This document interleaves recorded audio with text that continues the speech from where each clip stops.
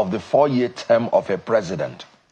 We have to stop all this nonsensical giving kudos to failures. For 19 months, you've not been able to tell Nigerian people what you have been doing.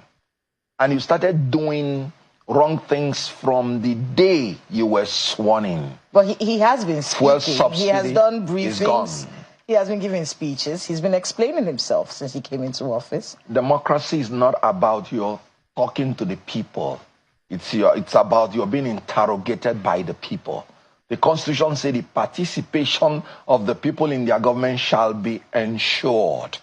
The people participate through their representatives, both from the media, both from any policy you want to do, has to be interrogated by the people. Democracy is not just about doing what is good for the people, it is also about doing what the people want. Now, let's come to the nitty-gritty of the presidential media chart. There were about 4 major branches of what he said. Talked about the stampede, talked about cost of governance, talked about corruption, talked about the tax reform bill. These are about the major areas. About the stampede, this president shifted all the responsibility to the organizers, people who wanted to help people who are hungry. Let me tell you, this stampede happened in the east. It happened in the west. It happened in the north. That means it's now a general thing that Nigerians from all sectors are hungry and things are hard. They did not die in stampede because they were poor. Poverty exists in every country. They died in a stampede because they were desperately hungry. In other words, they know that if they don't have that food, they don't even have anything to fall back in their house. And that is why they had to struggle for 5,000 naira and for grains of rice. The worth of life in Tinubu's government is now about 5,000 naira. And it's about grains of rice. Look at what happened in Abuja, in the Catholic ministry. They've been doing that for decades. They've been doing that for years. Why is today's own different? It is different because people have become desperately hungry.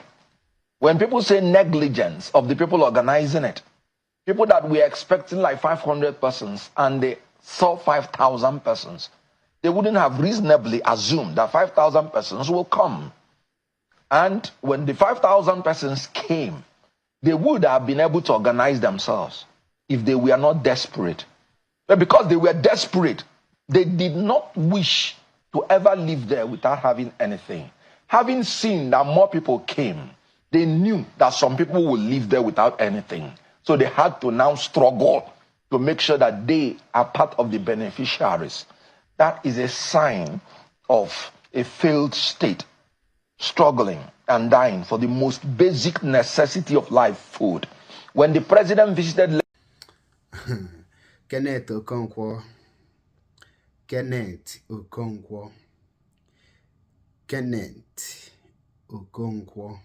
That is your real name, if I'm not mistaken. Yeah, I can see that you are still living in bondage. But that will not take the fact that what you said, you made a whole lot of point. You made a whole lot of point, no doubt about that. And what you said, you are correct. But the question you fail to ask is the fault from Tinubu or the people who don't care about their leaders.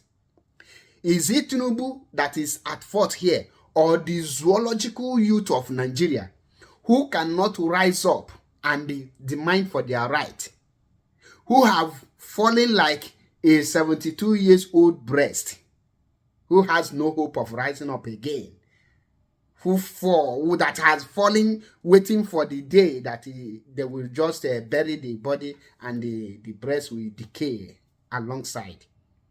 The blame shouldn't go to the Mr. President alone. The blame should go to those that are the citizens who feel like they don't have the power, or who don't know their right, who cannot make a demand, who cannot rise up to take power. If Niger citizens did not support and rise up, you cannot see Niger the military head rising up and taking power. If Burkina Faso youth did not rise up, you cannot see Ibrahim Traore waxing strong and Burkina gaining their 100% independent. For the very first time, a country in Africa is trying to get a totally freedom from this Western evil world. Do you think that if the Mali citizens fold their hands like the Zoological Republic of Nigerian youth, do you think that the Malian president will be doing what all he is doing today? So, Mr. Living in Bondage, my brother, you made a good point, and I give you a thumb up for that.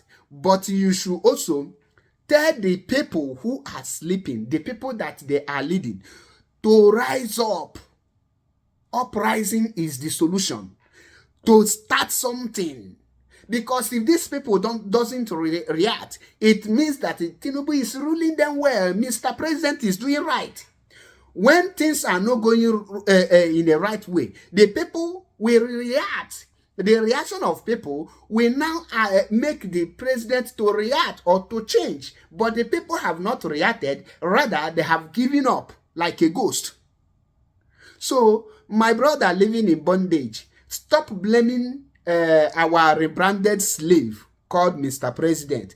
Rather, blame those that have submitted themselves to be a new generation of slaves called Nigerian youth. I call them small animals. Senseless animals, for that matter. So, you made a point, but the case here is not from the Mr. President. If the citizens knows their rights, knows what they're supposed to do, how to hold their leaders accountable, how to fight for their rights, how to fight for their freedom, how to take the control of their natural resources, do you think that hunger will be buying people in Abuja, Ibadan, and Anambra? Do you think so? They prefer to go to church and mosque and fool themselves in the name of praying for one thing they don't know if it exists or not, instead of holding their destiny in their own hands. They cannot fight. Come to Europe. If things are not going well, if the leaders are not leading them, the citizens will rise up. How many will you buy? Consistency is the key to solution.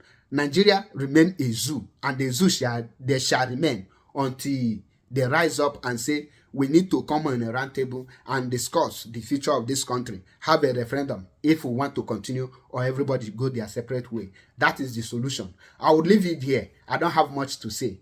God bless you for even speaking the truth. Small, not that you are genuine. You are one of them. I know you are crying to have your own portion of power, so that you will do the same thing they are doing. Like the same way P2B is crying today, because he wants the small portion of power to repeat what he did in Anambra when power was given to him. He slaughtered more than 1,000 Igbo youth in Anambra and dumped their body in Izu River. Today, many Ndi were scrapping for him, but they forget the past record. That is how Nigeria become reach where he reached it is today, because we forget the history, we forget their past, and we are looking for the front. You forget that what person did yesterday will determine how he will behave tomorrow.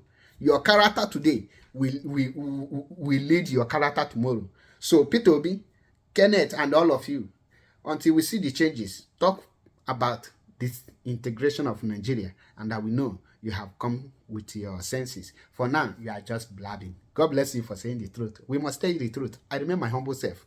MAP is Yokubundo. One. Bakanabano Dumiri. God bless Mazinam Dekan. God bless MAP. And God bless IPOB. One love.